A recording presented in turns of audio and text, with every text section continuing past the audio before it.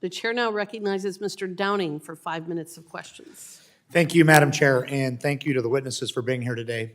I'm going to start with Mr. Blankenship. Back in my home district of central and eastern Montana, our ranchers are continuing to monitor the spread of New World screwworm down in Texas. With USDA recording, I think it was 41 total cases of screwworm in livestock this year, it's critical that we mitigate any future spread. And in your testimony, you stated that Texas cattle producers, such as yourself, remain alert but not alarmed about the New World screwworm threat. And can you elaborate on what sentiments amongst ranchers on the ground in Texas, what are the sentiments, what are you hearing about the current status of the screwworm? In response to the question, we are alert, but the lack of alarm comes from a recognition of we know how to deal with this. While I personally am not quite old enough to have lived through this cycle before, my grandfather did. And those techniques, those visual clues, that identification process has been passed down. And you ask about Texas producers specifically, we are watching very carefully. I'm in the Texas Panhandle. I have not yet seen, knock on wood, to this date, anything close. It has been isolated south. I would also suggest that we're well ahead of what we thought we would be. Texas Farm Bureau was raising red flags and screaming and yelling 18 months ago. We thought this was going to be here last summer. Right.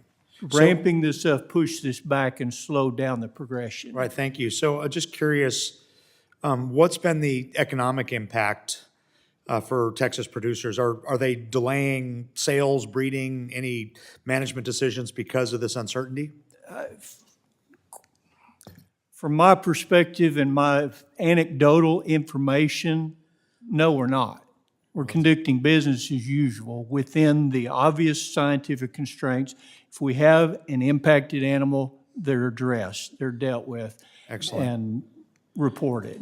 So last year, I had the chance to speak with Mexican President Claudia Sheinbaum and about the resurgence of the New World screwworm. And I urged her administration to do more to mitigate future outbreaks and have since been extremely disappointed in the unreliability of Mexico as a partner in controlling this parasite. And you mentioned earlier in your testimony about the vectors, the movement of flies, livestock, wild animals.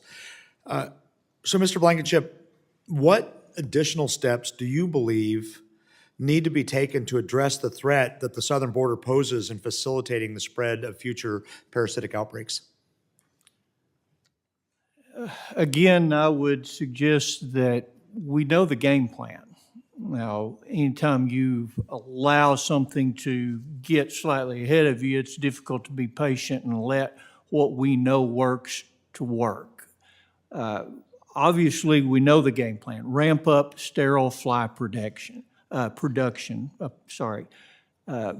is in place. We need cooperation with Mexico. We need transparency with Mexico. We need cooperation with Mexico. Right. So cooperation, transparency from Mexico, I appreciate that. And to move on here, in your testimony, you mentioned the importance of the Safe Cattle Act introduced by Representative Ronnie Jackson, and which I'm a co-sponsor of. Can you elaborate on the benefits of formal coordination between the USDA and the Department of Interior in mitigating future outbreaks? Well, I'll speak from my perspective on my side of the desk as a livestock producer. I can control my livestock. I can control transportation. I can control the means of prevention, et cetera. Wildlife, I cannot control. We got to have greater surveillance to be able to utilize sterile fly technique that encompasses both wildlife and livestock, and that's where this collaboration becomes beneficial. Excellent. I want to thank you for those answers. I appreciate you testifying today, as well as my colleague, Representative Jackson, for introducing the Safe Cattle Act. The threat the New World screwworm poses on the future of the American herd, must be taken seriously. And I look forward to working with the Trump administration and my colleagues in Congress on mitigating future outbreaks going forward.